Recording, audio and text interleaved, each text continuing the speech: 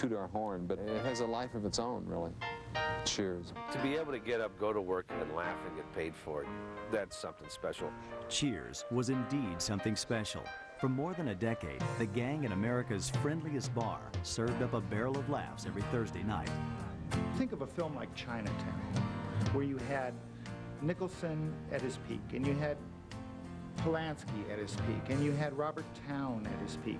And Cheers had that feeling to it. These were the right people at the right time. Sam, Diane, Carla, Coach, Norm, Cliff, Frazier, Woody, and Rebecca became the toast of television, while the actors behind the characters reveled and sometimes wallowed in their success.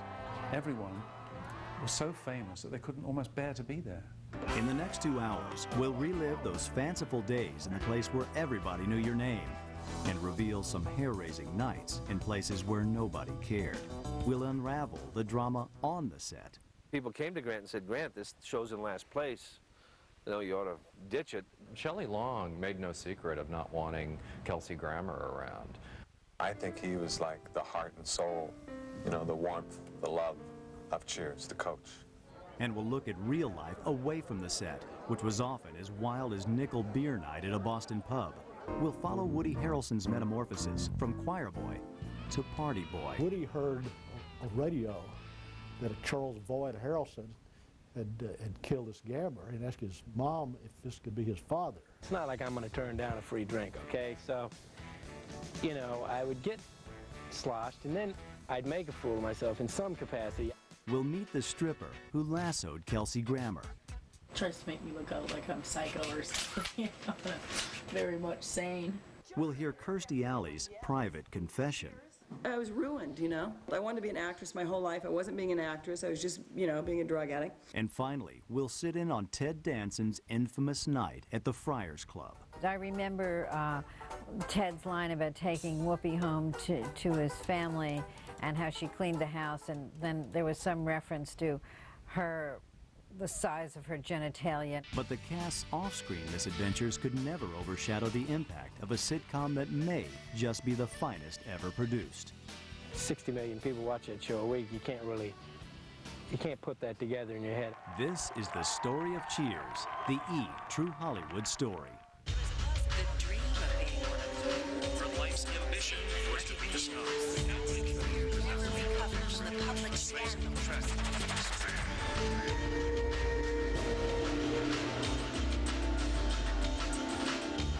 In 1980, America's television landscape was dominated by the big three, CBS, ABC, and NBC. Each fall, these broadcasting titans hyped new programming lineups, and the battle was on for ratings and advertising dollars. CBS led the pack by a wide margin with shows like Dallas and 60 Minutes. ABC countered with The Love Boat and Taxi, while NBC suffered through a 10-year losing streak. Cheers writer and executive producer Fief Sutton. I think the only successful show they had on was the A-Team, and so no one was watching the network at all. In 1981, 55-year-old Grant Tinker took over NBC and vowed the Peacock network would strut again. The new chairman was the ex-husband of Mary Tyler Moore and former head of MTM Enterprises. Tinker was savvy with keen comic instincts. One of his first moves was to bring Taxi over to NBC when the struggling series was axed by ABC. Tinker liked the show, but more than that, he respected the creative team behind it. 41-year-old director Jim Burrows and the writing-producing duo of Glenn Charles and his brother Les, both in their 30s. Chicago Sun-Times television critic Phil Rosenthal. The Charles brothers probably, their biggest reputation was built on the fact they worked on the Bob Newhart show. They were responsible for some of the best stuff on that show, one of the great sitcoms. Jim Burrows is the son of the Pulitzer Prize-winning playwright Abe Burrows, and was working on Broadway with on a show called Breakfast at Tiffany's with Mary Tyler Moore, which is how he met Grant Tinker. Television historian Dennis Bjorklund. Grant Tinker and MTM actually hired him on as a director for the Mary Tyler Moore show. Ended up winning most of the directorial awards throughout the 70s. Despite the switch to a new network, Burrows and the Charles brothers knew Taxi's days were numbered. Before the first season on NBC was underway, the comedy veterans jumped ship to develop some new concepts. They wanted to follow a lot of the success that the Mary Tyler Moore Show had. There had been a lot of family sitcoms and not too many workplace ones. And when they were kicking around various ideas, they were thinking of like a hotel, an inn in Las Vegas, a country club in California. In the end, the decision was made to set the show in a friendly bar. The inspiration came from Duffy's Tavern, a popular 1940s radio series co-written by Jim Burrows' father. But it was Glenn Charles who stumbled upon the perfect location during a visit to Boston, a cozy neighborhood pub called the Bull and Finch. The patrons were very close with the workers. They had a good rapport, and it was more like a family environment where the more larger taverns or larger scene out on the West Coast didn't have that appeal. Charles cut a deal with bar owner Tom Kershaw for rights to copy the design of the tavern. The price tag, $1. Glenn then flew back to California to pen the series pilot with his younger brother Les. The Boston pub was rechristened Cheers, and the two lead characters emerged. Sam Malone, a retired pro athlete and recovering alcoholic who owned the bar, and Diane Chambers, an intellectual, seemingly prudish woman who goes to work as a cocktail waitress.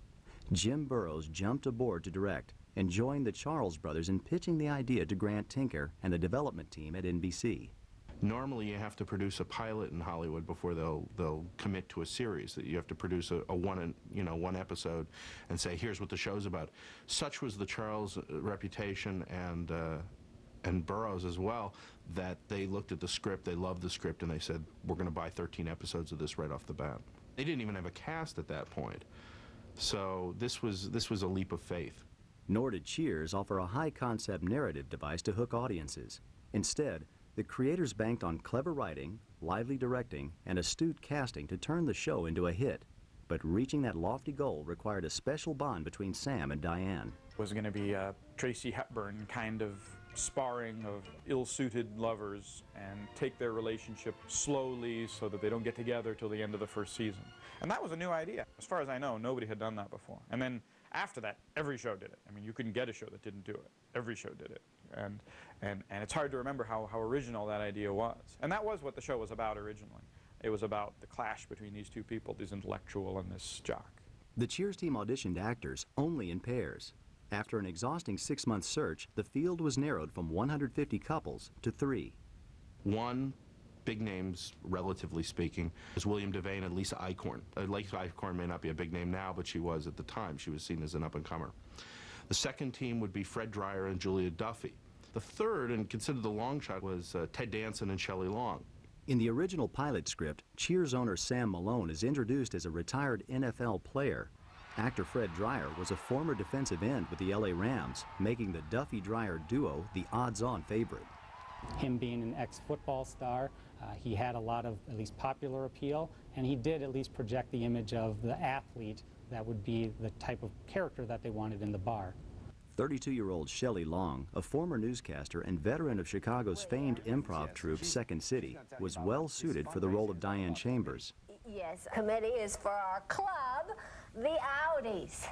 And I got to tell you, it's not the foreign cars. It has to do with belly buttons. But her partner, 34-year-old Ted Danson, bore little resemblance to the gridiron warrior the producers envisioned as Sam. Danson was also damaged goods in certain NBC circles. The knock on Ted Danson was that he wasn't sympathetic. He had done a pilot, I think, for NBC at one point where he played a private eye who took his daughter out on assignments with him, and the testing came back saying, we don't like him. Still, Burrows and the Charles brothers appreciated Ted Danson's understated quality and smooth repartee with Shelley Long. The Cheers creative team insisted Danson and Long be given a fair shot. Once they teamed up all 6 of them, they found out that although Fred Dreyer and Julia Duffy had a pretty good audition, it was really Ted Danson and Shelley Long that stole the show. In 1981, Shelley Long and Ted Danson were offered the roles of Diane Chambers and Sam Malone. But there was one problem. With his lanky 6'2" frame, Danson looked more like he belonged on the diamond than on the gridiron. So with a few strokes of the pen, Sam became an ex-pitcher with the Boston Red Sox. Arizona-born Ted Danson was thrilled to be chosen. Danson was a classically trained actor with a degree from the Distinguished Drama Program at Carnegie Mellon University. For more than a decade, Danson shuttled between stage work, commercials, and daytime soaps, with some noted film work in between. E-Online columnist Ted Casablanca. Ted Danson had already received critical acclaim for The Onion Field and Body Heat, but it really wasn't until the Charles brothers and James Burrows anointed him with his Cheers role that he really saw the likelihood of his big career to come. Danson desperately needed the job. 2 years earlier, his wife Cassandra Coates suffered a paralyzing stroke while giving birth to the couple's first child. The medical bills were staggering. At a reported $40,000 per episode, the Cheers gig was a godsend. It was like winning the lottery. Shelley Long, however, wasn't totally sold on Cheers. Long was coming off a starring role opposite Henry Winkler in Night Shift, and movies, not television, were her first love. Shelley Long already had a bit of a movie career going before Cheers came along, and I think she likes to think that it was more successful than it was at the time, and I think she thought a little bit that this was maybe beneath her big movie plans, doing a TV show, but she did like the script. She recognized that it was good. Jim Burrows and the Charles brothers continued to court Long. In the summer of 1981, Shelley accepted the role of Diane Chambers, but only on her terms. A 5-year contract rather than the industry standard 7 years. We've got a great team of people. Because writing is everything in the comedy, and it's really tough to find And guys. directing, and we've got one of the best there, too. I'd like to think that performing is... No, you're right. It's not important. We're tools. The producers were confident Danson and Long would click as Sam and Diane, but would TV audiences care?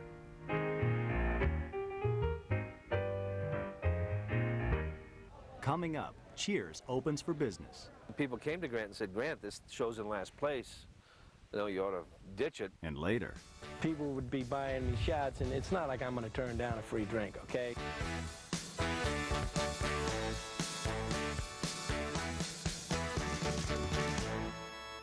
Hey, do you love American Idol and Desperate Housewives? Well, they're not on all the time, so check out The Soup Friday nights. Win at 10 on E! Why are you doing this? This is unbelievable. Excuse me. Excuse me. Don't ignore me. I'm talking to you here. I don't even know you. Stop eating.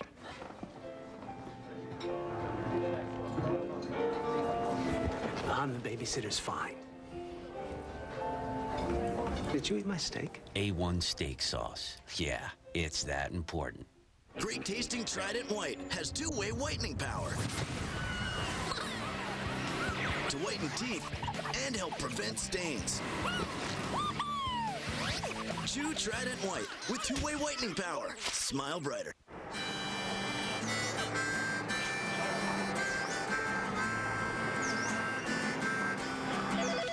Hey, John, do you...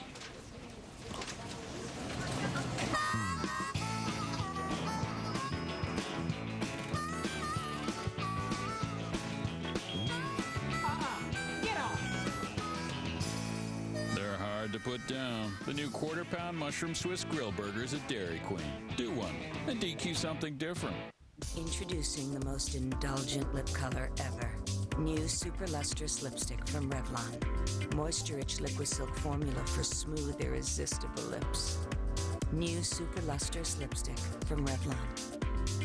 Just when I get settled into a nice chest, I get thrown out by this guy. Mucinex breaks up mucus that causes congestion, so you can get rid of it. And just one pill lasts up to 12 hours. Don't push, I'm going. Mucinex in, mucus out. What is greater than? Greater power. Greater grip. Greater innovation. The all-new 255 horsepower Audi A4. More power. Under more control. It's greater to lead than follow.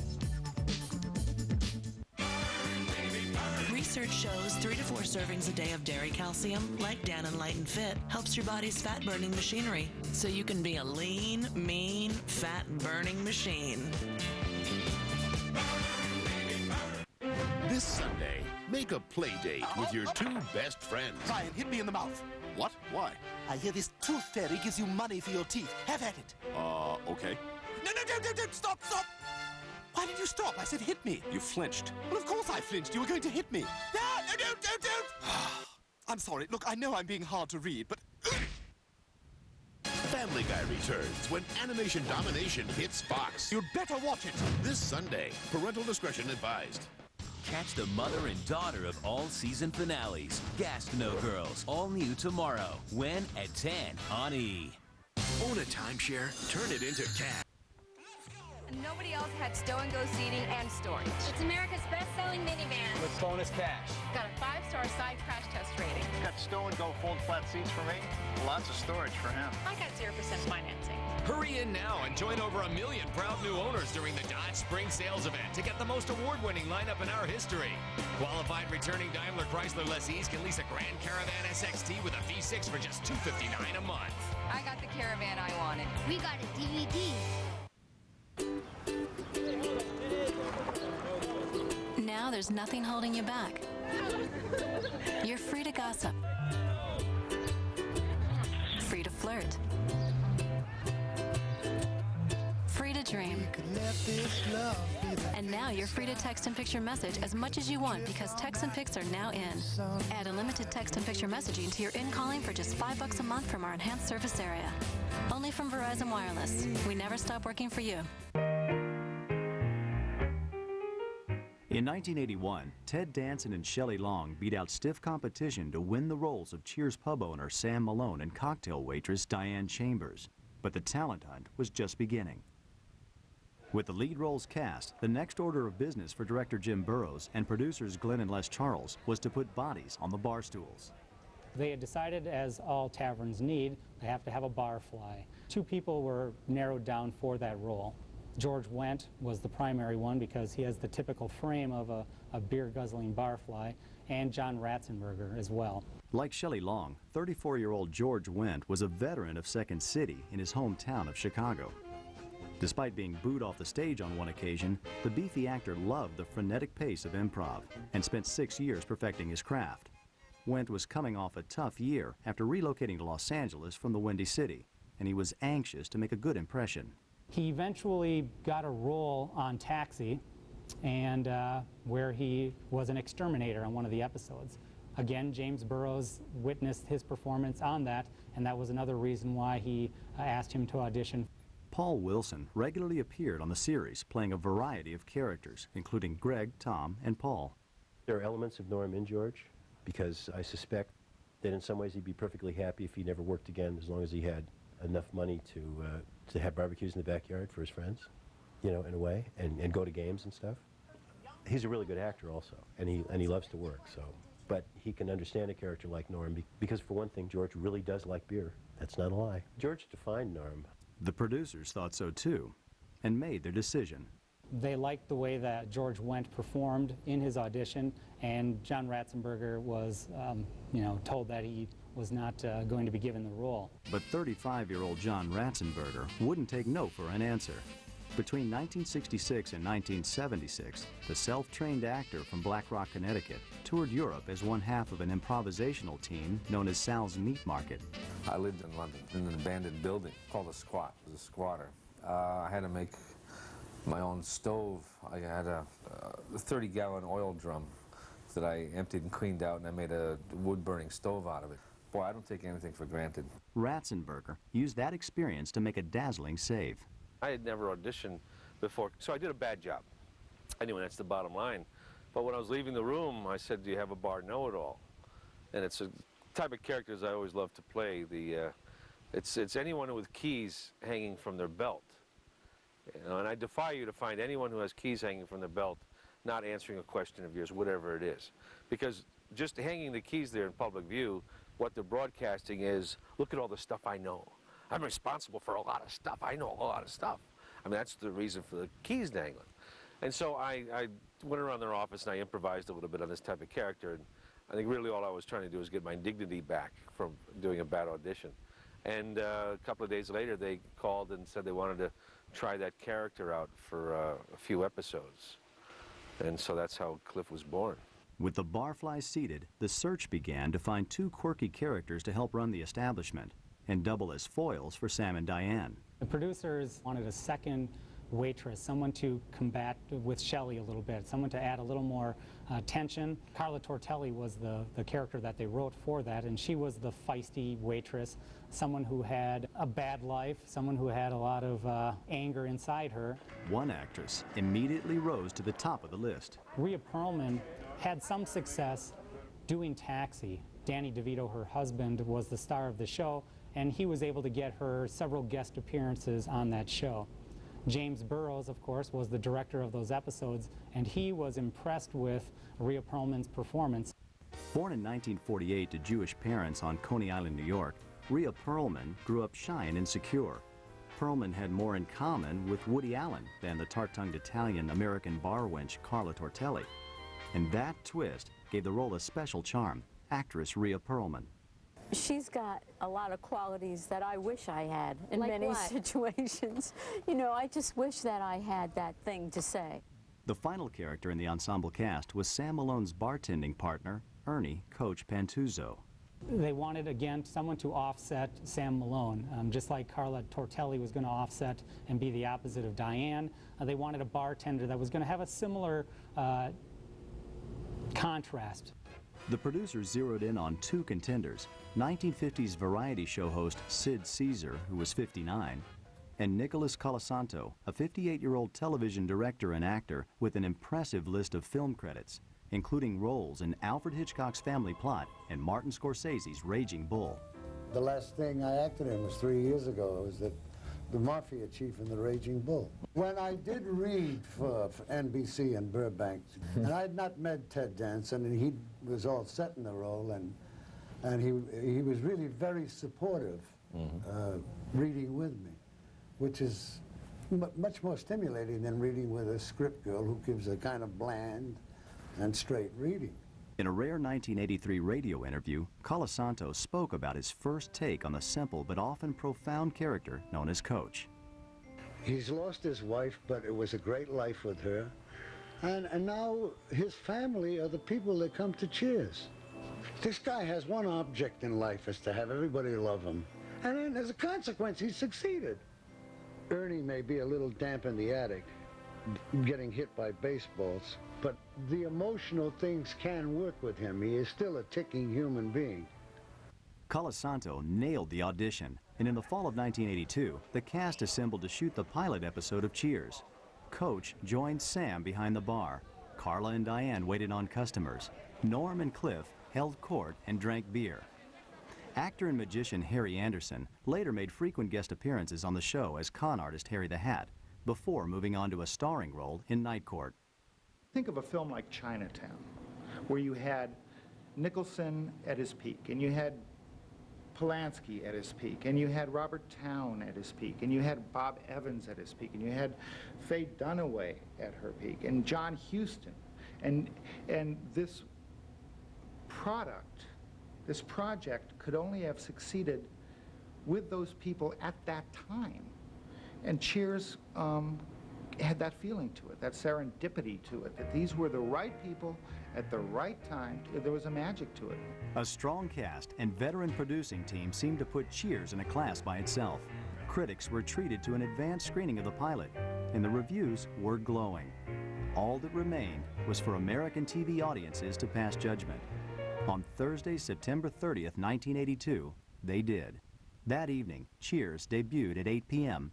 and bombed. Cheers was the worst-ranked episode of all the TV shows that week. It ranked 77th out of 77 shows. NBC had bought these 13 episodes on the strength of the script, and then while they had great faith in the quality of the show, viewers were not exactly flocking to it. But then, in all fairness, viewers were not exactly watching NBC that season. It was a rough go. The once upbeat cast was convinced that Cheers would soon be out of business, but the chairman of NBC was not ready to close the doors. It was Grant Tinker who kept it on the air because he enjoyed it. And I think he's might be the last of the, gut instinct studio heads. I doubt very much if Cheers was today that we'd last 5 episodes. The 33-year-old president of entertainment at the network was also a big fan. Brandon Tartikoff wrote a note saying to the effect that he didn't want to live in a country where Cheers was not a hit show. But the rallying cry from the executive suite did little to increase viewership. In the spring of 1983, season 1 of Cheers mercifully came to an end. The series was still mired near the bottom of the ratings and seemed headed for sitcom obscurity. For all of the effort they put into it and all of the hype that was built up for it, it was a grave disappointment to see it end up last in the ratings. But critics continued to praise the intelligent comedy, and Brandon Tartikoff dug in his heels. That summer, viewers warmed up to reruns of Cheers, while cast members toured the country promoting the series. We were like 68 out of 68 at one point, and 2 weeks ago we were 44, and I don't think there's been any other show that's consistently worked its way up. Yeah. Meanwhile, the Emmys were announced. The show audiences love to ignore was nominated for a surprising 13 awards. On September 25, 1983, Cheers won for Outstanding Comedy Series, Outstanding Directing, and Outstanding Writing. Shelley Long also walked off with the prize for Outstanding Lead Actress in a Comedy Series. Suddenly, Cheers was the toast of Hollywood. Is this a vindication of a long road? I don't know about vindication. That sounds like we're coming from behind or something. But a confirmation. Yeah. An affirmation. Yeah, absolutely. I think we're running out of Asians here. Yes.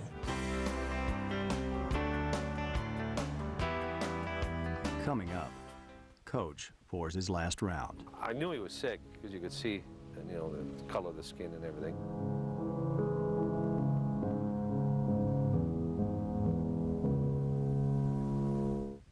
LOL on E-Week continues with your favorite sitcom stars and their domestic bliss.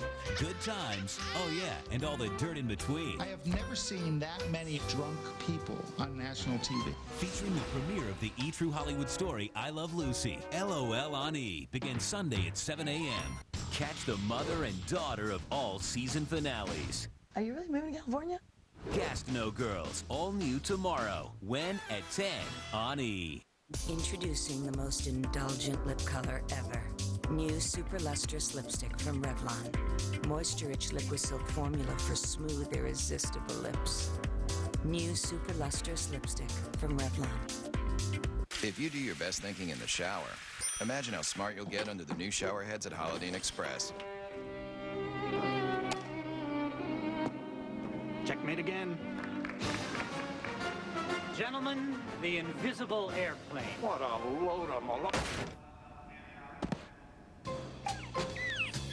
Me? No. But I did stay at a Holiday Inn Express last night. Stay smart. Stay at a Holiday Inn Express. When you go to LensCrafters, be fearless. Be bold. Try something new. Go ahead. Change your glasses, even your prescription sunglasses, until you love them, or your money back. It's the LensCrafters Unconditional Guarantee. How's that for bold? Now get $100 off glasses and prescription sunglasses. LensCrafters. You'll see, we're better.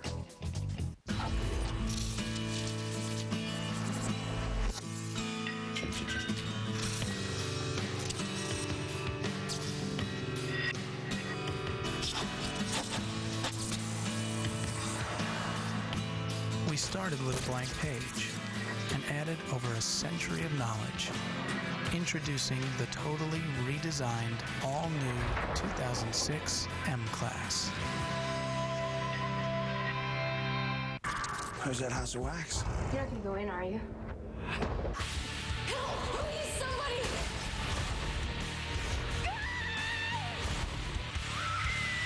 House of Wax, rated R, starts Friday, May 6th. Wherever your business takes you, count on more bars in more places.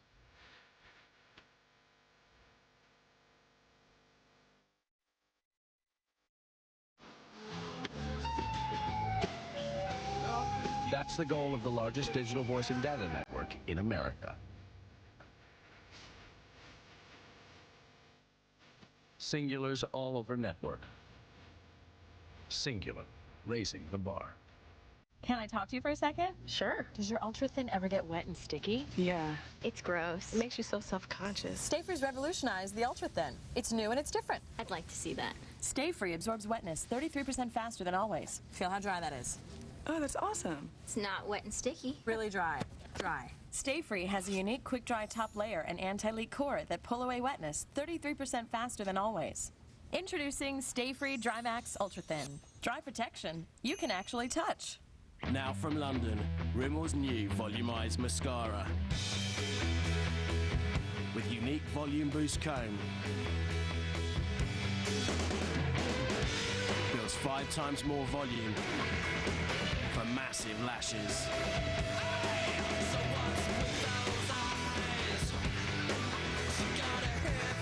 Big eyes for a big city. Get noticed. New volumized mascara from Rimmel, the London look. 100% captivating, 100% head turning. Because I'm always 100% color. Garnier 100% color. Hair color that's 100% pure. Brilliant color. Here's why. Pure color pigments, grab on, hold on. It's got it all. Pure, brilliant color. And it really lasts. Mahogany red, golden brown. Nice. Garnier 100% color. Why settle for less?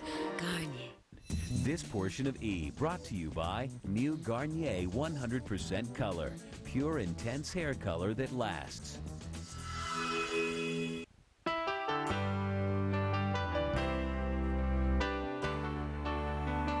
In the spring of 1983, Cheers finished its freshman year near the bottom of the ratings pile, but the series scored with the critics and then won a bunch of Emmys.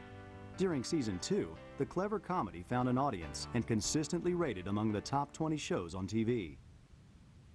By the fall of 1984, NBC remained a distant third in the battle for network supremacy, but a bold new programming strategy was about to change all that. A primetime juggernaut, which included The Cosby Show, Family Ties, and Cheers. It wasn't really until The Cosby Show came to NBC that NBC really took off into the stratosphere, and you know, Cheers caught a ride on that. By season 3, Cheers was the place to be on Thursday nights, and the cast couldn't get enough of the friendly surroundings. There was a lot of laughter on that set, so to be able to get up, go to work, and laugh and get paid for it, that's something special, regardless of what you do. I don't care if you're installing mufflers. But not everyone was laughing. Shelley Long was a perfectionist who took her role as Diane Chambers very seriously. Long expected nothing less of her co-stars, costumer Sandy Collada. The other ones, they would throw on their makeup, they would throw their hair together, they would throw their clothes on, and they were down there ready to work. That wasn't her style. Long didn't hide her feelings, and the 35-year-old actress was soon bounced from the inner circle. She didn't quite fit in a way, in the palsy kind of way that the rest of them did. A lot of it was like what was in the show, you know. There was a way that Diane never really quite fit in with the gang. But 29-year-old Kelsey Grammer was a perfect fit as pompous psychiatrist Fraser Crane. The Shakespearean actor signed on for a 7-episode commitment he hoped would jumpstart his career and turn the corner on a life marred by adversity and heartbreak. The saga began in 1957. Kelsey was just a toddler when his parents divorced. 2 years later, his mother, Sally Grammer, moved in with her folks in New Jersey. Sally's young son quickly bonded with his grandfather, Gordon Cramner, a retired Army colonel and oil executive. When Cramner died suddenly in 1967, 11-year-old Kelsey was forced to become the man of the family. He felt the burden of having to care for his mom, care for his younger sister, and care for his grandmother. Now, even though his mother was employed, Kelsey still took jobs to earn money for the family. By 1972, 17-year-old Grammer was a loner and social outcast. But when an English teacher convinced him to perform in a high school play, Kelsey came to life. Following graduation in 1973, the aspiring actor moved to New York to study at the prestigious Juilliard School of Arts. Grammer's future appeared bright, but 2 years later, disaster struck again. The greatest tragedy, I think, for him personally was when his younger sister died. It was in 1975, and she was working in Colorado Springs at a Red Lobster, got off work, was waiting outside, and a group of individuals were going into the Red Lobster to rob the establishment. And they saw her on the curb, took her into the car, and drove her to some secluded alley, and ended up raping her, stabbing her 42 times, slitting her throat, and leaving her for dead. 17-year-old Karen Grammer managed to crawl to a nearby trailer park. Her lifeless body was later found on the doorstep of a stranger's mobile home. He was very close to his sister, and he had always cared for her. She was the baby of the family, and when he was 13, that he made a point to take care of her, to make sure that her needs were met, and even when she was older and on her own, still felt a closeness to her. And he kind of blamed himself for her death, that he wasn't there for her, he wasn't there to protect her as he always had been in the past. Kelsey started acting out. Drugs and alcohol became close companions. 9 years after the tragedy, Grammer joined the cast of Cheers. By then, he had a serious substance abuse problem. But there was no hint of drug use on the set, and Dr. Fraser Crane quickly became a favorite with fans and colleagues, except one. Shelley Long made no secret of not wanting Kelsey Grammer around. She saw that this guy was a comic genius and was stealing her spotlight. And she would do things like insist that he not have funny lines. Shelley noticed that, having two intellectuals in the bar created a conflict. The producers ignored Long's protests, and Fraser Crane became a Cheers regular. Then, in December 1984, the most beloved member of the cast, Nicholas Coach Colasanto, began to struggle with his health. I knew he was sick because you could see, the color of the skin and everything, and he'd, just rest more. And sure, there was a concern, but beyond saying you okay, and if someone doesn't offer a lot, then you sort of back off just out of respect. Memorizing lines became increasingly difficult for 60-year-old Colasanto. He always had his lines hidden somewhere. And I think one time we were under the bar and there's a tray that you put glasses in, and the prop guys were taking out the tray, and on one of the beer mugs I think that he would give to Norm was one of his lines. Shelley Long was especially upset by Nick's illness. Colasanto stood by her while other members of the cast turned away. He and Shelley were very close. Basically, he was the closest friend she had on the set. He loved her. No matter what, he loved her, and she loved him. She was always there to make sure that if he needed prompting, if he needed the lines put in a certain place, she would be there. In December of 1984, Colasanto was diagnosed with congestive heart failure. He was no longer able to work and spent much of his time in a hospital bed. The prognosis was grim but not hopeless. Doctors gave Coach between 5 weeks and 5 years to live. The Cheers writers made a lot of references to him to let everyone know that he would still be back, by saying that he was, off on with a family reunion in Ohio, or getting his driver's test in Vermont to cover for him. On February 8, 1985, Coach returned to the set. He was feeling better, anxious to complete the remaining episodes in season 3. The cast was overjoyed, but just 4 days later, Colasanto suffered a fatal heart attack while watching television at home. He was 61 years old. I think he was like the heart and soul, the warmth, the love of Cheers, the Coach. He's an unbelievably good actor. He's so good. And so funny. On February 16, 1985, a funeral was held at Holy Cross Church in Providence, Rhode Island, Nick's hometown. Many in the community turned out to pay their respects. John Ratzenberger was the only Cheers cast member in attendance. There was a show that I was very light in, and they had to play catch-up, so I think that it was arranged so that I guess my wife and I would go and, represent. I know it was a disappointment for a lot of people that more of the cast didn't go to the funeral. But the cast and crew were clearly shaken. The day after Colasanto died, they paid tribute to their friend in the Hollywood trade papers. "Nikki, we're going to miss you. Love, everyone at Cheers." Producers didn't even try to replace Coach. Instead, a new character took shape in the form of Woody Boyd, a fresh-off-the-farm kid from Indiana. Boyd moves to Boston with a single dream: to become a bartender in the big city. The loss of Nicholas Colasanto was a huge, huge loss, and it was felt by viewers and certainly by the cast and the people behind the scenes. But, it did enable them to go with a younger cast member, which in network television is always a good thing. In the summer of 1985, the Cheers creative team auditioned a budding 24-year-old stage actor living in New York. Coincidentally, his name was also Woody Harrelson. Most actors jump at the chance to be cast in a hit TV show, but Harrelson took his time. I was going to go do a Broadway play, Biloxi Blues, and in the meantime I got Cheers. I was going to go do Neil Simon on Broadway, so I was not, it's like when you have that position in your life where you feel comfortable and not nervous, that things just seem to generate, you know, and so I actually had to make that decision, which my agents didn't think was a hard decision to make, but it was for me. Woody came around and signed on for the gig. He made his debut on Cheers as season 4 got underway in September 1985. Harrelson certainly looked the part of the naive hayseed, but looks were deceiving.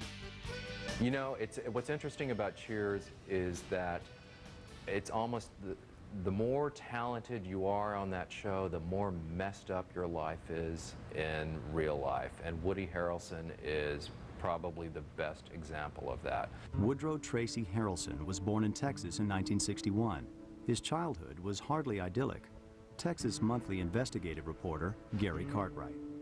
His father deserted him in 1968, so Woody didn't know much about his father. He was a very young child at the time. He had some behavioral problems, so they put him in a special school, the Briarwood School. One morning in 1969, when Woody was being driven to school, the third grader heard a shocking news report on the radio. His father, Charles Boyd Harrelson, was indicted in a murder-for-hire scheme involving a wealthy Houston gambler. Woody asked his mom if this could be his father, and she didn't answer. She refused to answer. But he said to himself, how many Charles Boyd Harrelsons can there be? And about at that point, his teacher at Briarwood began to notice this change in his behavior. He was reacting angrily to everything. He would kick wastebaskets and slam his fist against the wall. At one point, stabbed her in the leg with a stick. 5 years later, in 1974, Diane Harrelson moved the family to Lebanon, Ohio. 13-year-old Woody found solace in the strong values of the Christian community. When I was a kid, I was a very religious kid, you know, and that's probably where some of my theatricality comes from, you know. The thing in me that wants to perform, you know, kind of got developed from, you know, I actually delivered sermons in my youth. He was so involved in the church. He did consider going into the priesthood. He took theology, a lot of theology, while he attended Hanover College in Indiana. Later that year, Woody learned his father was released from prison. But just 8 months after rejoining society, the elder Harrelson was involved in another contract killing.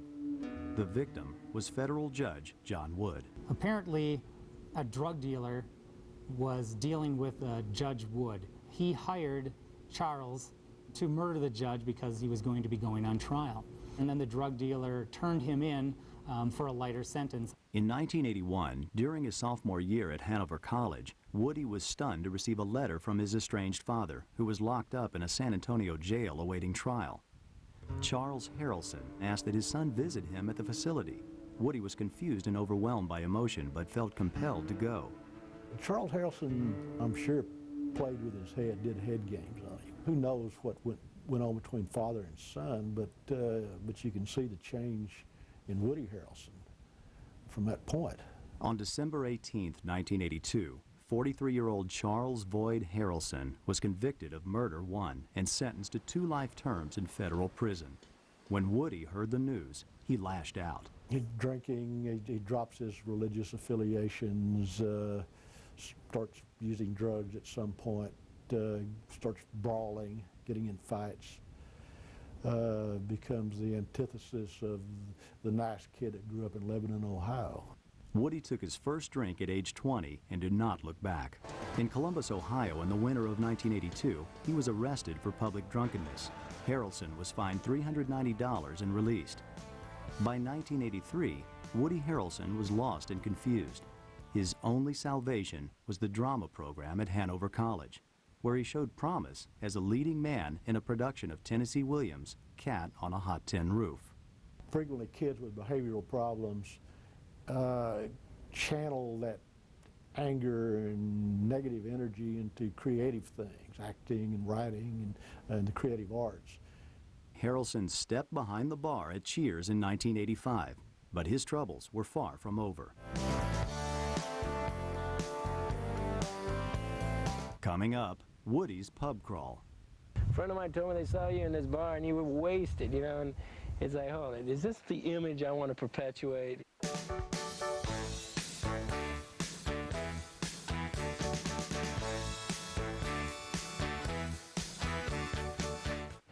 Laugh out loud with E! All this week and catch your favorite sitcom stars on THS and Saturday Night Live. Joey? LOL on E! All this week. Hello, dear. Good day. Lovely weather. The stove. It's stunning. This Degreasing action? yeah, it's really getting me going. And you, my tasty crumpet, you're gorgeous. Let's eat oysters. Let's hand feed each other grapes. Let's watch old movies and provide the voices ourselves. The circus is back in town. Warning, strong cleaning may cause strong reactions. Grease lightning, cuts grease fast, removes tough stains. Great tasting Trident White has two-way whitening power to whiten teeth and help prevent stains. Chew Trident White with two-way whitening power. Smile brighter.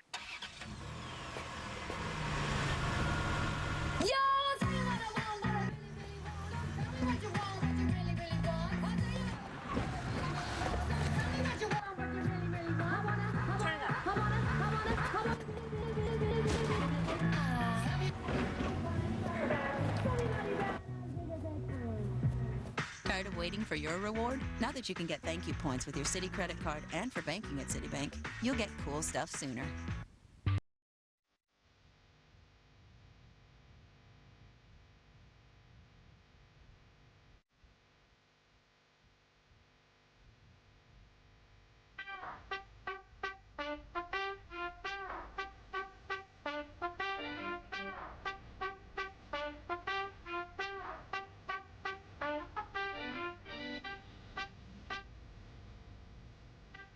Bailey's. Please drink responsibly. Just as I expected. The lines are getting alarmed. Incredible. People don't always use common sense. Initiate agitation phase. Fortunately, there's a healthcare company that does. United Healthcare. It just makes sense. Fabulash Mascara, new from Revlon. Exclusive lash maximizing formula for the fullest, most fabulous lashes. New Fabulash Mascara from Revlon. What is greater than? Greater power. Greater grip. Greater innovation. The all-new 255 horsepower Audi A4. More power. Under more control.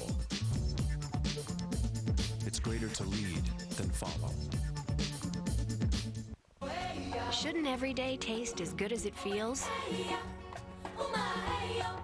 Crystal Light. 15 refreshing flavors, just 5 calories.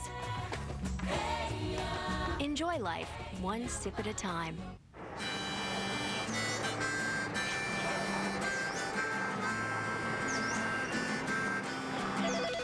Hey, John, do you...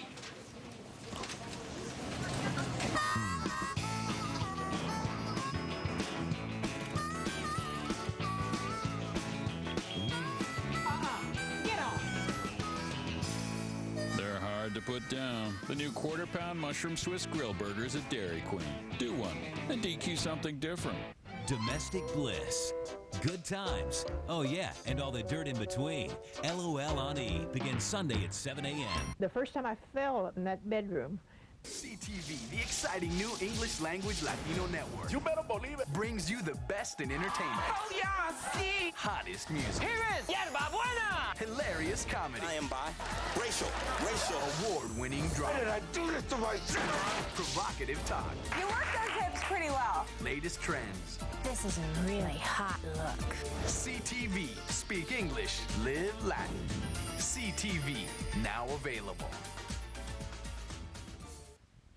Anna Animal Planet Expo is coming. Get face-to-face with wildlife, crawl through the belly of our happy gator, and enjoy dozens of other fun activities. Animal Planet Expo, free fun for the entire family, and dogs and cats get in free too. Animal Planet and Adelphia are bringing Animal Planet Expo to West Palm Beach. Don't miss all the fun and excitement at Okehele Park on Forest Hill Boulevard, just east of the Turnpike. Proudly sponsored by RJ Gators.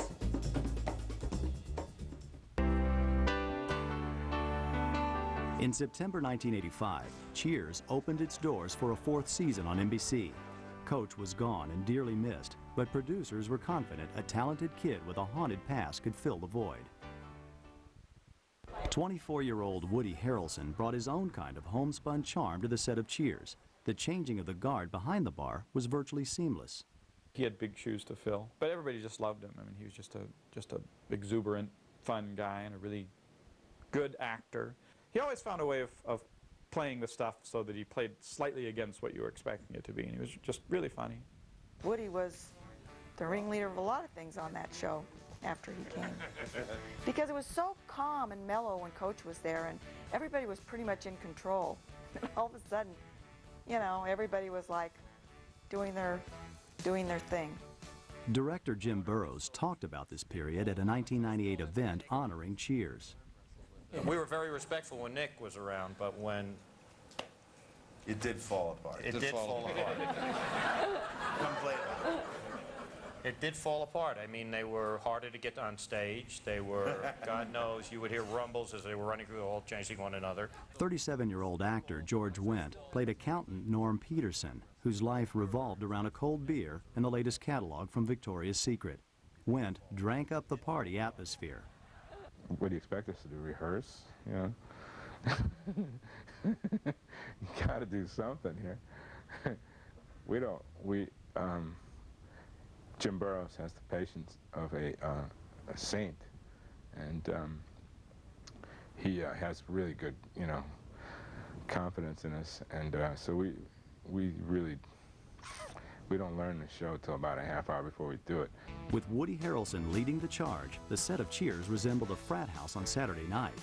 You know, they were always up and above the stage playing foosball, and trying to get them down from a costume change was always difficult because they were up there in the middle of a game. Woody certainly kept things loose on the set.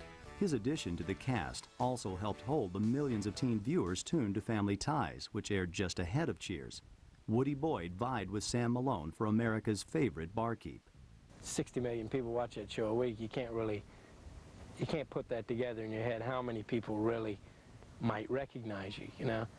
And, you know, in a way, I'm just kind of a small-town boy at heart, and it's kind of a freak to feel like everybody in this room is looking in my direction, and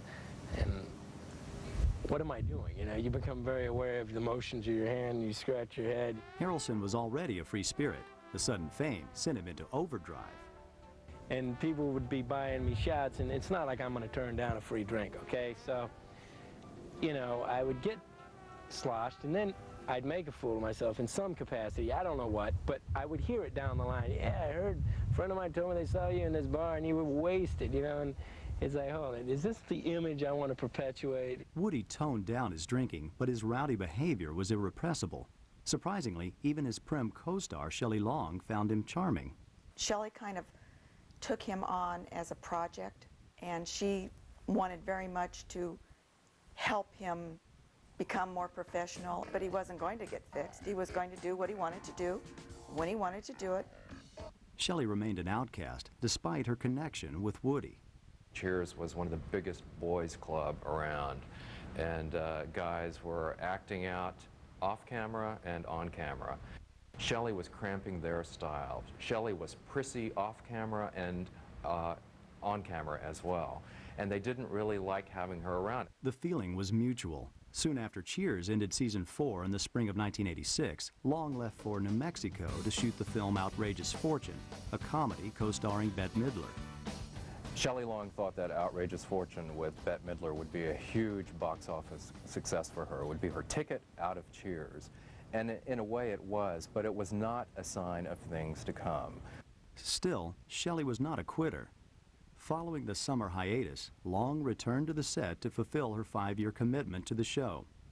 In September 1986, the 5th season of Cheers began where season 4 left off, with the series riding high in the ratings.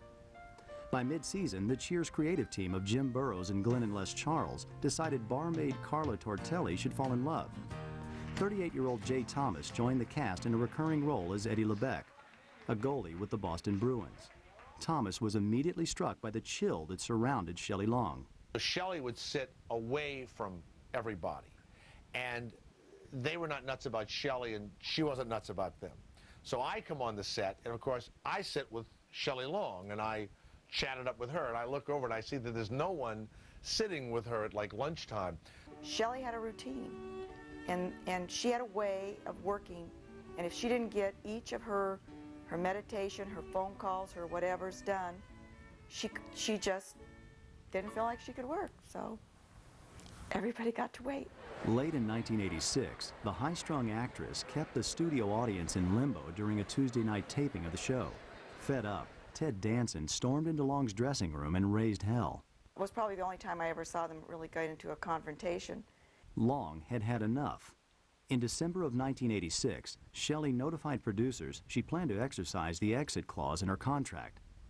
Long's decision sent the producers scrambling. The actress who made Diane Chambers a household name was offered a one-time bonus to stay, $500,000. Long said no. Ironically enough, Shelley Long is a bit of a TV snob, and actually I think that fed her character quite well, because she's always a little acting as if she's too good for, you know, the rest of the gang at Cheers, and in reality, in real life, that's sort of how she felt. In early 1987, Outrageous Fortune was released nationwide.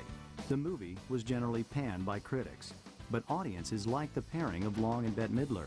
The picture eventually grossed an impressive $52 million at the box office. As she prepared to exit Cheers, Long was flooded with film offers. Despite personal differences, the cast of Cheers was fully aware of Shelley's contribution to the series. Ted Danson was reportedly very upset when Shelley Long made it evident that she was taking off, because he thought that was going to ruin his show. He wasn't sure if the show could survive without her. During the final episodes of season 5, the writers launched a preemptive strike to soften the impact of Long's departure.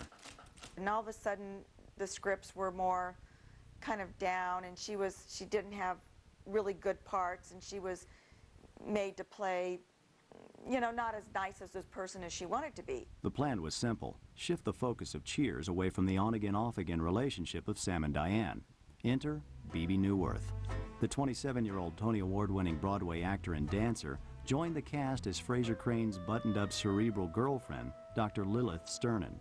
Part of Cheers' success was the producers and the writers having the presence of mind to respect the characters and see how this character of Lilith affected the character of Frasier. And it opened the door to so many really interesting and unusual and very funny situations for Frasier. In fact, many of the barbs exchanged by Lilith and Frasier became sitcom classics. The Sam Diane characters were just going through the motions, but it was the Lilith Sternin and Frasier Crane bitter relationship that really prompted a lot of the interest and a lot of the fan support at the time. In May 1987, Shelley Long said goodbye to Cheers. In a special 2-part episode, Diane Chambers finally agrees to marry Sam Malone, but in the end, she leaves the groom at the altar to chase her dream of writing a novel. When director Jim Burrows yelled cut for the final time, everyone on the set wondered if Shelley's swan song was also the last call for Cheers.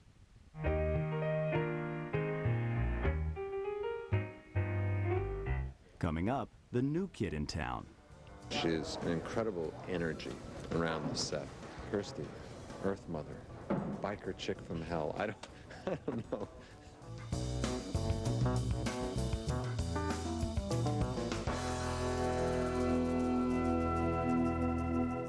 Hey, do you love American Idol and Desperate Housewives? Well, they're not on all the time, so check out The Soup Friday nights. Win at 10 on E!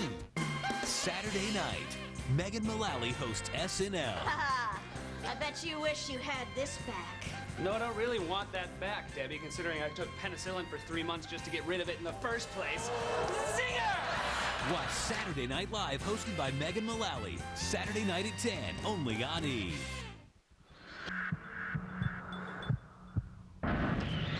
It's amazing what people can do when they're confident in their equipment. You think about that. Then you build a range of turbocharged performance sedans with legendary Volvo safety. The 2005 Volvo S60s.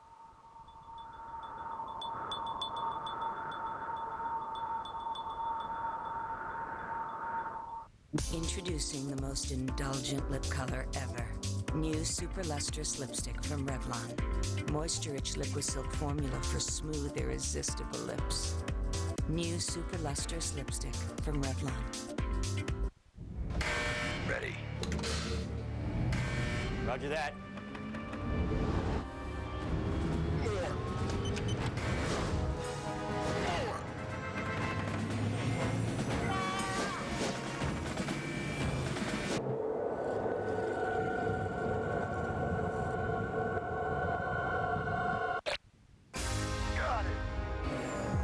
A1 steak sauce. Yeah, it's that important. The Netscape Internet service lets me choose if I want to have their unlimited access for just $9.95. So does Net Zero.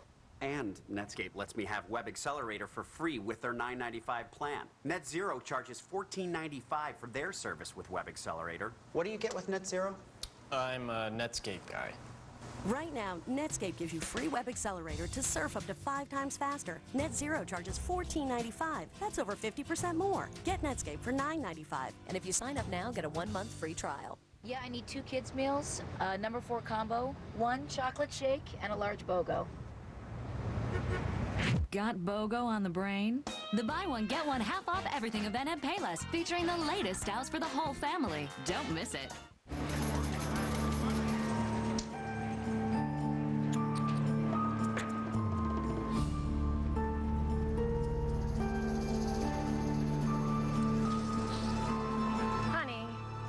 Would it kill you to change the role?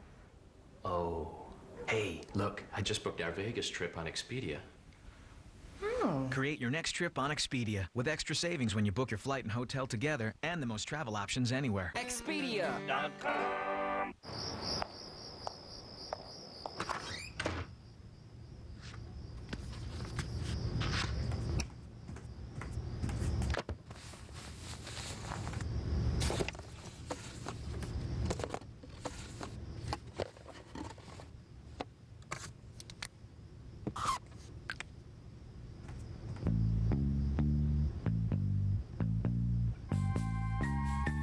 Macy's. Way to shop.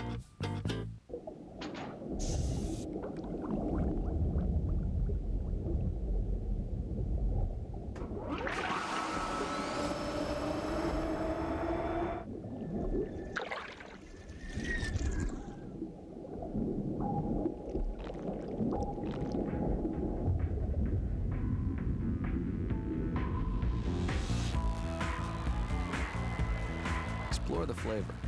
Bacardi Limon. I'd like to redeem my credit card miles. Yeah, no. All you ever say is no. And yet you keep calling. That's it. I'm coming to find you. I am tired of no. Ooh, I'm shaking in my bright yellow shirt. You're going down. Ah! Go from no to no hassle with Capital One No Hassle Rewards. There are no blackout dates on any airline, anytime. I should work at Capital One. What's in your wallet?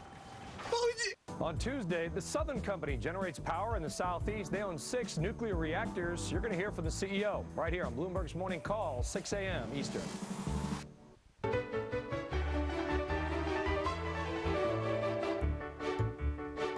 In 1987, 38-year-old Shelley Long left America's favorite bar after 5 seasons to pursue her dream of becoming a big-screen diva. In the wake of Long's departure, one question loomed large. Could Cheers survive without her? Spring 1987, 40-year-old Ted Danson began shooting the feature film 3 Minute a Baby with Tom Selleck and Steve Guttenberg. Meanwhile, the Cheers creative team faced the unenviable task of replacing one of the most popular characters on television, Diane Chambers. A Shelley Long clone was ruled out. Instead, Rebecca Howe was created, a coldly efficient junior executive driven to scale the corporate ladder at any cost. We made a concerted effort not to get a comedian, but to get an actress. That's not saying Shelley was an actress. She was a great actress, but her forte was, she was a great comedian. So we went after an actress who turned out to be funny. 32-year-old Kirstie Alley fit the bill.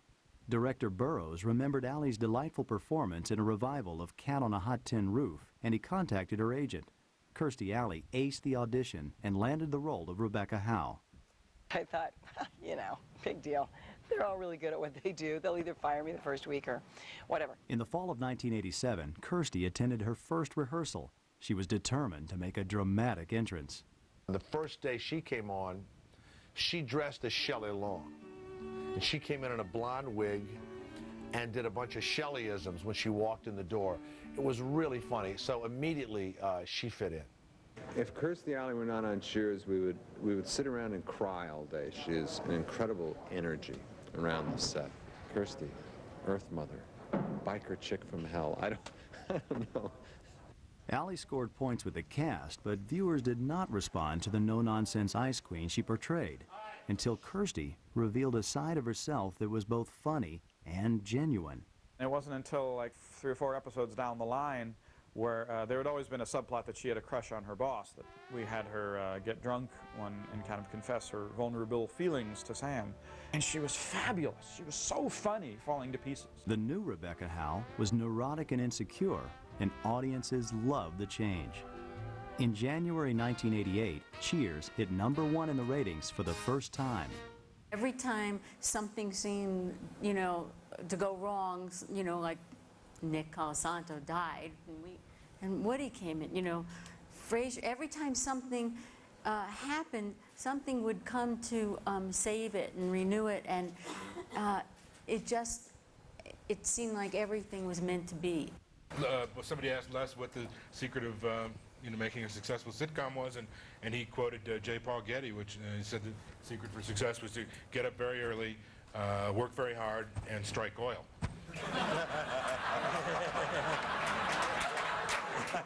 Cast member Ted Danson also hit the mother load.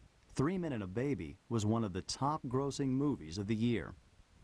Danson and the rest of the Cheers gang were having a ball, except Kelsey Grammer. 32-year-old Grammer was tormented by forces he couldn't control. Well, at that point, his drug problem was quite severe. He was showing up to the set puffy-eyed and flushed face, and they noticed his demeanor and his behavior on the set was erratic. He was showing up late for rehearsals. In April 1988, Grammer was arrested for possession of a 1/4 gram of cocaine and placed on probation. Kirstie Alley offered sympathy and support to her friend, even as she prepared to tackle her first major film lead in Look Who's Talking. Alley pulled no punches in describing her own struggle with chemical dependency a decade earlier. At the time, Kirstie was held hostage by a $400 a week cocaine habit. I was ruined, I had pretty much failed. I wanted to be an actress my whole life. I wasn't being an actress. I was just, being a drug addict. Alley attributed her recovery to Narconon, a drug treatment center spearheaded by the Church of Scientology.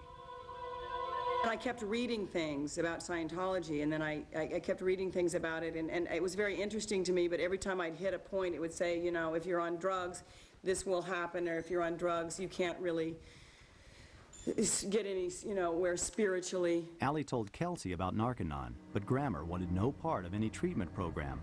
As with the Cheers set and his rehearsals, he was missing court appearances. He wasn't following through on his substance abuse treatment.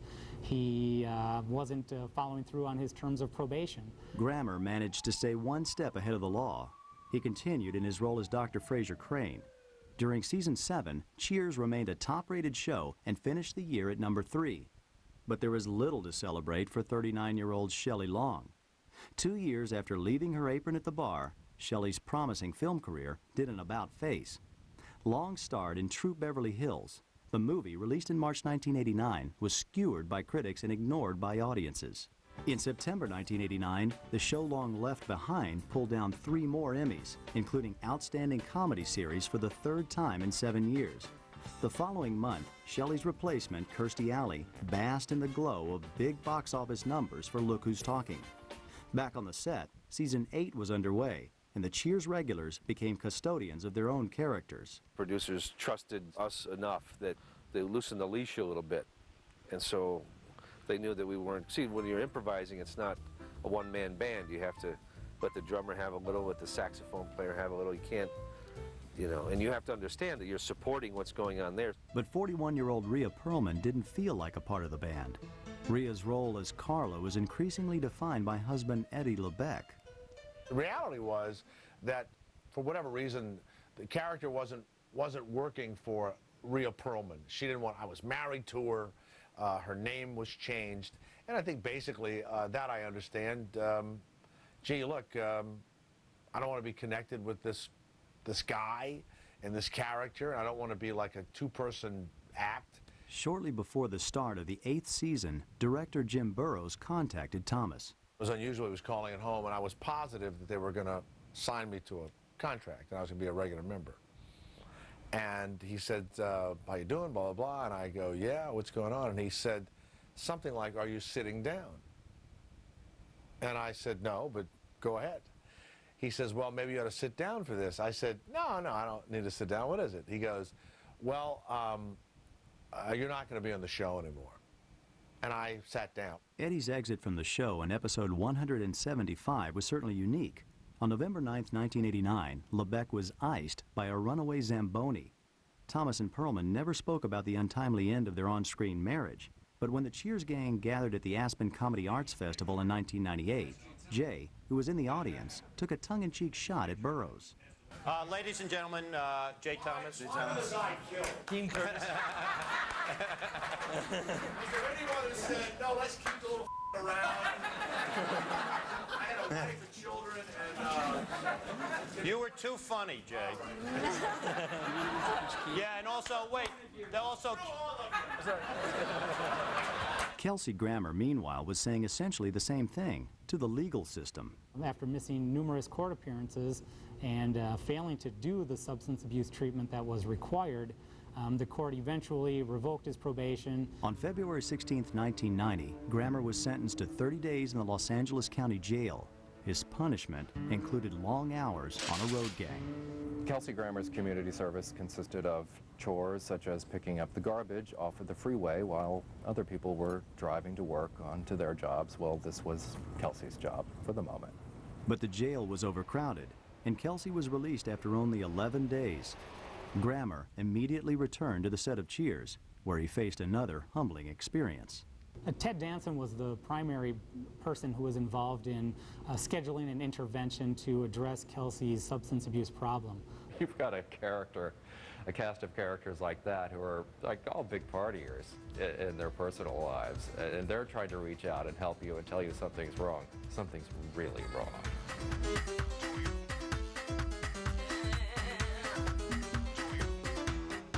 Coming up, too much of a good thing.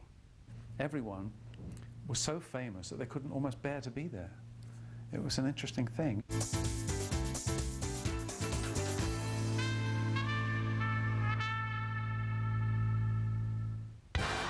Saturday Night Live is only on E! Weeknights at 5 and midnight. The best of SNL. If it's not on E, it's not on.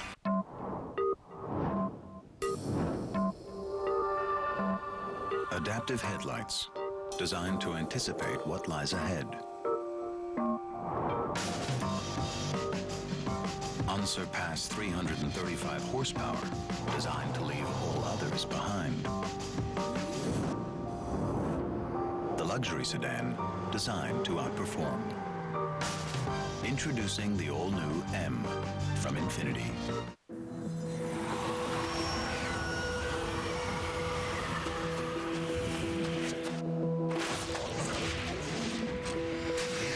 There's a movement for better TV.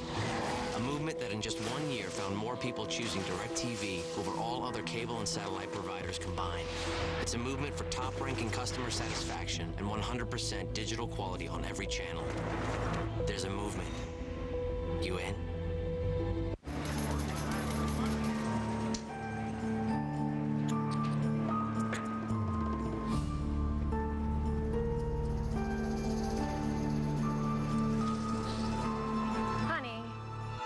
kill you to change the role. Oh. Hey, look, I just booked our Vegas trip on Expedia. Create your next trip on Expedia with extra savings when you book your flight and hotel together and the most travel options anywhere. Expedia.com.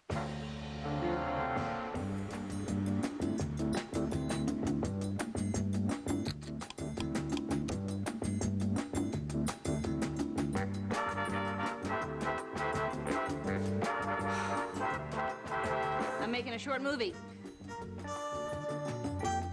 American Express invites you to the Amazon Tribeca Short Film Competition. Screen the films and vote for your favorite at Amazon.com. My life, my card. Great tasting Trident White has two-way whitening power to whiten teeth and help prevent stains. Chew Trident White with two-way whitening power. Smile brighter.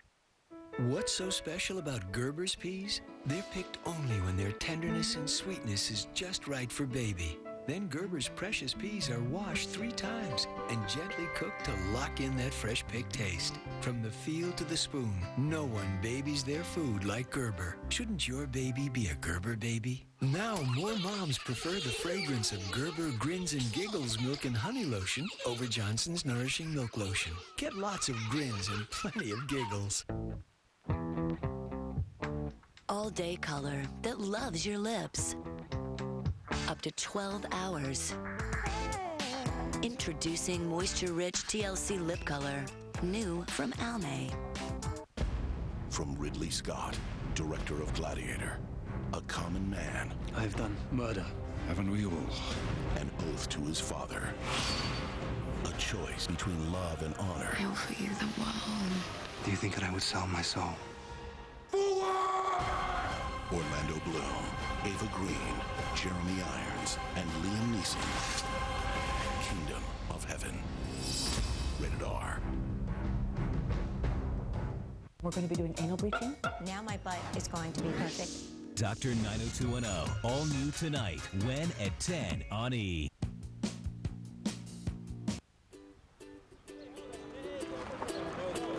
Now there's nothing holding you back.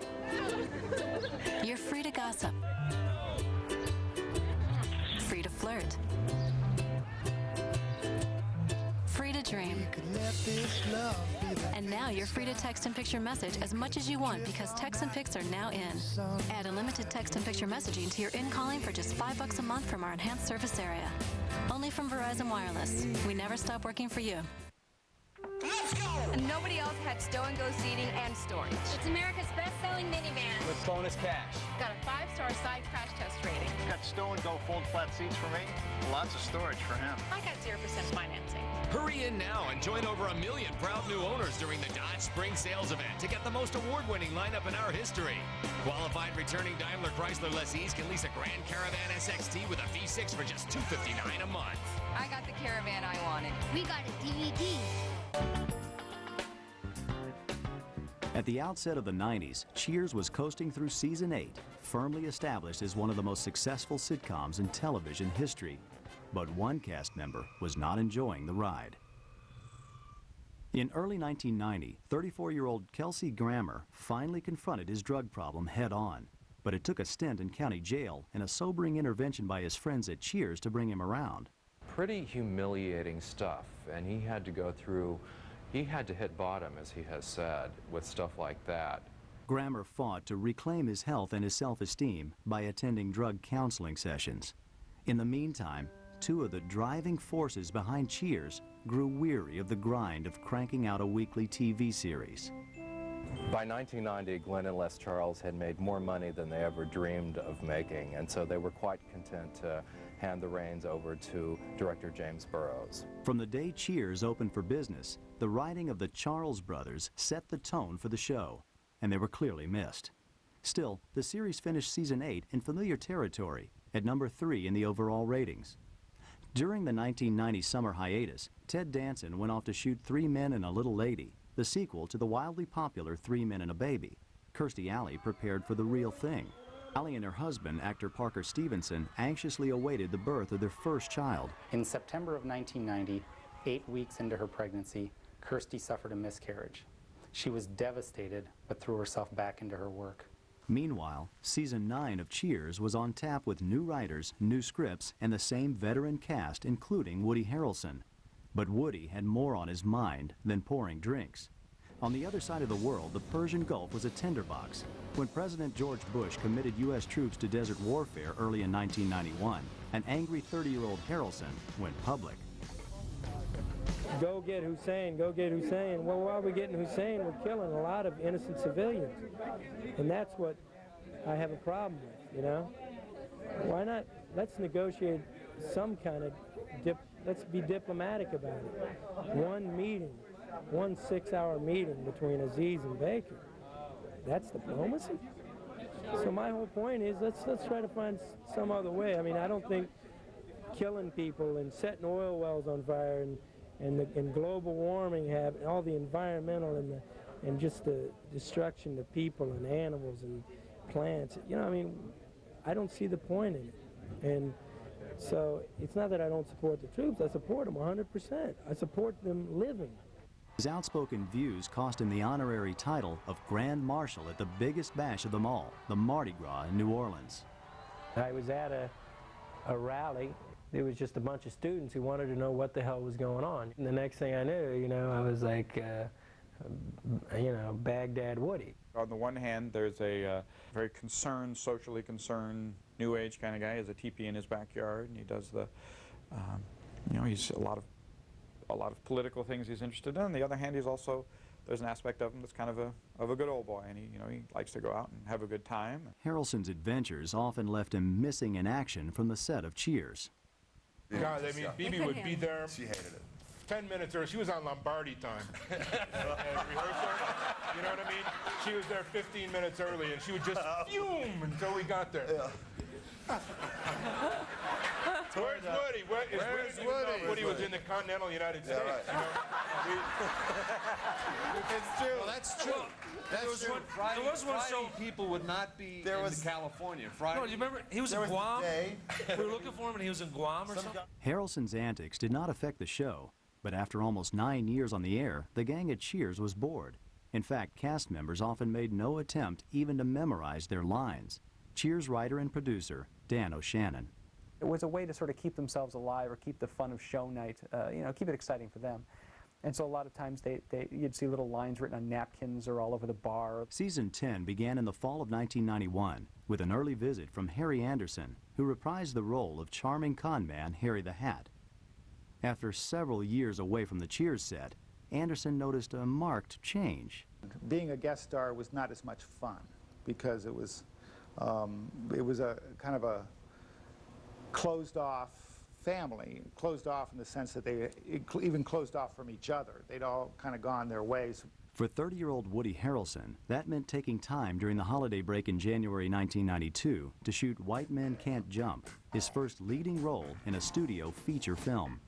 The movie was released a few months later and scored with audiences. Meanwhile, Kelsey Grammer fell off the wagon, right into the arms of 21-year-old Leanne Suhaney, a former stripper from Canada. Kelsey gravitated towards a lot of women that were similar to the women that he had in his immediate family.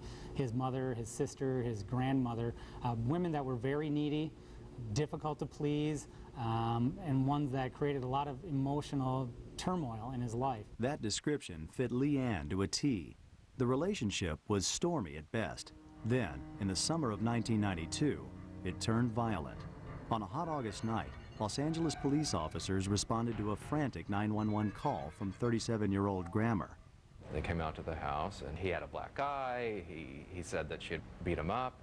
He ended up not pressing charges on her. A few weeks later, they ended up eloping and getting married. Grammer's erratic behavior was no surprise to the cast of Cheers, which was slotted once again to anchor NBC's Thursday night lineup beginning in the fall of 1992. However, Season 11 was no sure thing. Ted Danson's success on the big screen made him an expensive commodity, and contract negotiations were intense. But network executives were convinced the series could not survive the loss of Sam Malone, and after several weeks, a deal was cut. 44-year-old Ted Danson became the highest-paid actor in television history. A big part of his persona on the show became about you're looking at this guy playing a guy who's running a bar, and it's like, and he's pulling down $450,000 an episode. People were fascinated by that. The first year of Cheers, everyone's pulling into the parking lot with cars with mufflers falling off and getting thrown out of their apartments. Cut to years later, I remember a conversation between Ted and Kirsty. They're discussing how difficult it is to find a good live-in chef. Roger Reese played Rebecca Howe's roguish boss in Paramore, millionaire Robin Colcord. Everyone was so famous that they couldn't almost bear to be there. It was an interesting thing. You know how when something is so nice, it becomes a burden? And I sensed that in them. They loved it, but too many people had said to them, oh, you're fantastic as Sam, or you're fantastic as Norm. It's a big burden. And that they turned up at all, I'm amazed at. On that Tuesday night, they had to be funnier, more accurate, more brilliant than anyone else in the whole country. Maintaining that edge became downright impossible. To compensate, scripts increasingly called for fewer words and more action in the form of slapstick comedy. How do you top the stories where a bunch of guys are sitting around talking? You can't keep topping it with more talking. And so stories get to be a little more physical, a little bigger. You had episodes where people were bursting through walls, or a fan would lift Carla through the air, or it's just people were getting stuck in places all the time. The hijinks on the set only added to an overall lapse in discipline. Bibi and I would turn up early in the mornings because we came from theatre, but no one else would come to rehearse until about 12, really. We just sit there waiting, and with the guest characters of the week, and then the other characters would come later because they just got it down like that. That's the way they behaved. 33-year-old Bibi Newworth was anxious to return to the Broadway stage. She asked to be written off the show. In a November 1992 episode, Lilith decides to run away and live in an ecopod, leaving her husband, Dr. Fraser Crane, in the lurch. Newworth agreed to return to Cheers for occasional guest shots. I was never actually comfortable with the work process of a television sitcom, and even under the best possible circumstances, which Cheers was. A few weeks later, producers and network executives were hit with another defection, and this one really hurt. Ted Danson announced he was leaving Cheers at the end of season 11, and no amount of money would change his mind. He didn't think that the character could go any further. He felt artistically he had taken it as long as he could.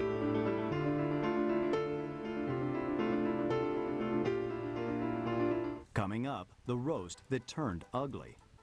It was really offensive to me as a woman. I really just cringed, and I felt like I wanted to jump out of my own skin.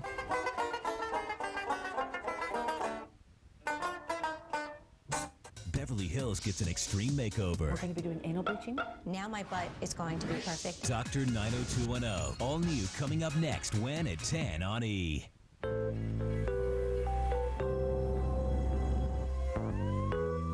Your eyes have enough to focus on outside the car. That's why the Saab 9.3's aircraft-inspired night panel dims the information you don't need, illuminating only what you do. It's just one of the many ways Saabs are distinctively designed and independently inspired. Enjoy a better view in the Saab 9.3 Sports Sedan from just $249 a month.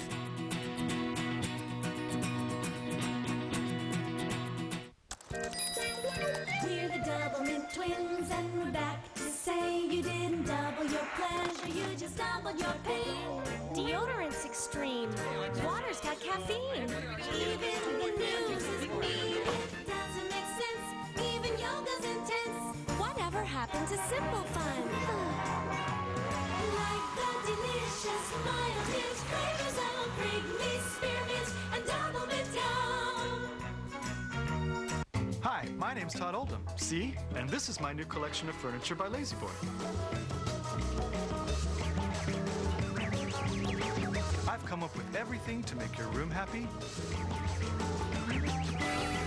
Make yourself happy.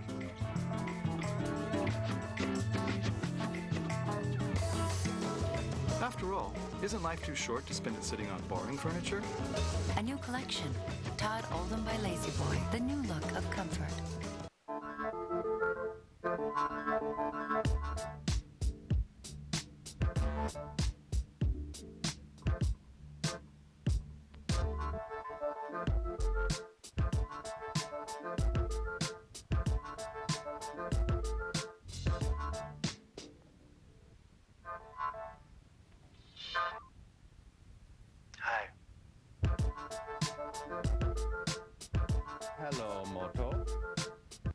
There are millions surfing the web with net zero for less than $10 a month. Are you one of them? If not, then it's time to switch to the internet service that ranks higher than AOL in customer satisfaction. Join the millions. Switch to net zero. Go to netzero.com.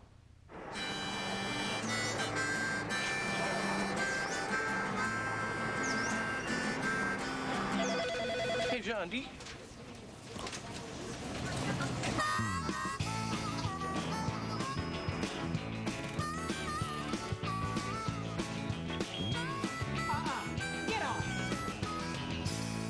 They're hard to put down. The new quarter-pound mushroom Swiss grill burgers at Dairy Queen. Do one and DQ something different. Cool. Excuse me. I'm not hearing any music. I'll take care of it. Guys, track 2. You're on.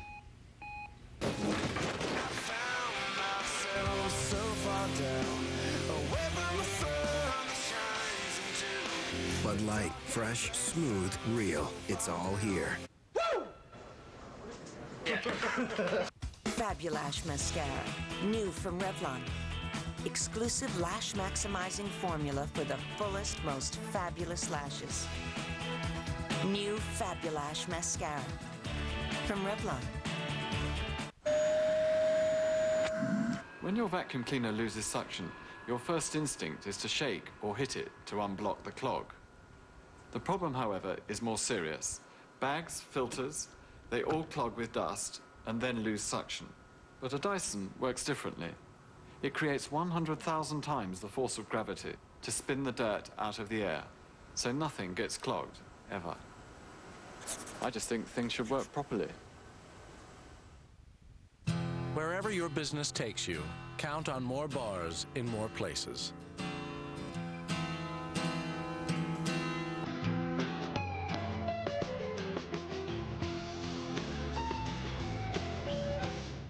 That's the goal of the largest digital voice and data network in America. Singulars all over network. Singular, raising the bar.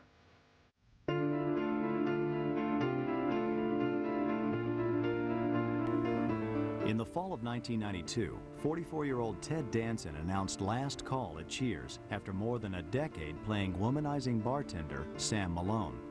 The brass at NBC hated the thought of losing a cash cow, but saving the show was a long shot. Cheers was the jewel in NBC's crown. The sitcom commanded $300 grand for a 30-second commercial at a time when most shows generated half that much.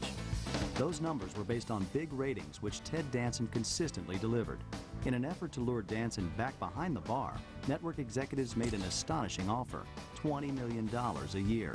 Once a guy like that who's made more money over more time than he'll ever spend, I think, you're not going to be able to convince him to stay if he doesn't want to. Danson's decision was final. He turned the money down.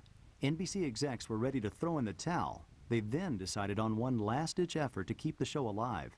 Sam Malone's longtime sidekick Woody was touted as the savior. Harrelson had proven marquee value on television and in feature films. Woody's first starring role in a major movie, White Men Can't Jump, soared at the box office, generating more than $76 million. But with that success in his back pocket, Harrelson had bigger plans than playing a simple-minded bartender.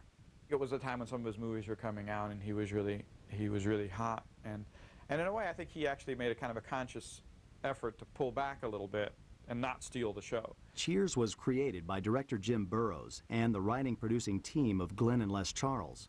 The Charles brothers were no longer involved in day-to-day decisions, but the three men ultimately controlled the fate of the show. We said there is no show without Sam Malone, and we felt that really strongly. There are very few great centers in situation comedy. This was a great center. We could never replace him. We were nervous about replacing Shelley. We felt we could replace her. Coach we were nervous about, but we didn't think we could ever replace him or even try to. The days at Cheers were numbered. Season 11 would be the last. I think it's very graceful when a professional athlete retires while they're still in their game, because it's so sad and difficult to watch someone who was once a brilliant, incredible athlete, start to lose it. And I make the analogy a bit with Cheers. Glenn and Les Charles rejoined the team in the spring of 1993 to pen The Last Show, number 275. The 2-hour finale was promoted by NBC as the television event of a lifetime. In a surprise announcement, Cheers regulars learned that 44-year-old Shelley Long was returning as Diane Chambers. Since leaving the cast 6 years earlier, Long's film career came up short. Her latest movie, Frozen Assets, was a financial flop. Shelley looked forward to the shoot, but the reception from her former co-stars was chilly. They just treated her like nothing. I mean, they treated her just like, I think they were getting back at her. I think it was payback. Despite the clash between Long and her colleagues, filming went off without a hitch. On May 20th, 1993, nearly 100 million viewers tuned in to toast Cheers one last time. The episode featured a rekindled love affair between Sam Malone and Diane Chambers. Following the broadcast, Jay Leno hosted a live edition of The Tonight Show from the Bull and Finch, the Boston pub that served as the inspiration for Cheers. We've never done it, the monologue on the street, where many people feel it belongs anyway, but I think it's interesting. They expect about 100,000 Cheers Davidians to show up, so it should be interesting. Most of the cast began imbibing early in the day, and by late evening, they were pretty much in the bag. In fact, during Leno's monologue, a spitball fight broke out among the actors, much to the delight of rowdy fans looking on. It was remarkable. It was absolutely, I have never seen that many authentically drunk people on national TV. Amazing. I was shocked. It's a show about a bar and people they're drinking. For 38-year-old Kelsey Grammer, the hangover wouldn't end. Less than 2 weeks later, on June 2nd, 1993, Kelsey received a shocking phone call. His new bride, Leanne Suhaney, allegedly threatened to shoot him and burn down their San Fernando Valley home. Grammer requested an emergency restraining order. The next day, he filed to annul the couple's 9-month marriage.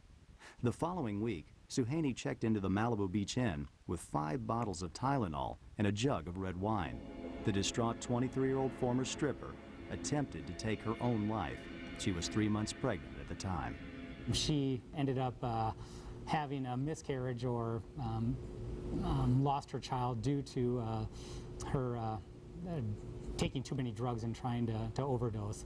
But then began a long legal battle as to whether Kelsey could annul the marriage. In the summer of 1993, Kelsey Grammer filed a gag order against Leanne Suhaney. He also sued for divorce. The suit claimed Suhaney was mentally ill, a condition Grammer said was not revealed until after the marriage. The document further stated that Leanne threatened Kelsey with a kitchen knife. In a countersuit, the scorned bride alleged that she was forced by her husband to abort their child. On July 20th, 1993, Suhaney held a press conference just hours before the gag order took effect. From what you're saying, it sounds like Kelsey's treatment of you has been pretty shabby. Why do you want to stay with somebody who, for no reason just totally cuts you off, doesn't want to talk to you, doesn't have anything to do with you, wants to cut any and all ties with you? Why do you want to be with a person like that? And also, I think she answered the question by telling you that she believes it's the influence of his friends also. Well, if he were here now, what would you say to him? I miss you. Leanne, what most would you want to accomplish by holding this press conference or talking to the press?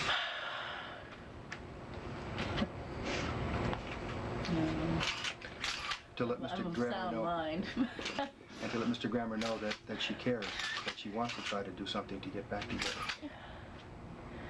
I'm not the Wicked Witch of the West. Do you think that you've been perceived that way up to this point? Oh yeah. Tries to make me look out like I'm psycho or something. Very much sane. Grammer disagreed. The divorce proceedings moved ahead. However, Kelsey Grammer wasn't the only Cheers cast member with marital problems. When the series kicked off in 1982, Ted Danson was a struggling actor devoted to his baby girl and seriously ill wife, Cassandra Coates. Fast forward 11 years to the fall of 1993. 45-year-old Danson was filthy rich and involved with actress and comedienne Whoopi Goldberg. Ted managed to keep the affair hidden from the press, but Cassandra found out and filed for divorce. Coates asked for half of her husband's estate, reportedly worth well over $100 million. They had just had an affair, had a quiet affair. It never would have been that big of a deal. He had to come out in blackface when Whoopi Goldberg was roasted by the Friars Club in New York. The Friars Club is a century-old private organization with a history of bawdy celebrity roasts. New York Post reporter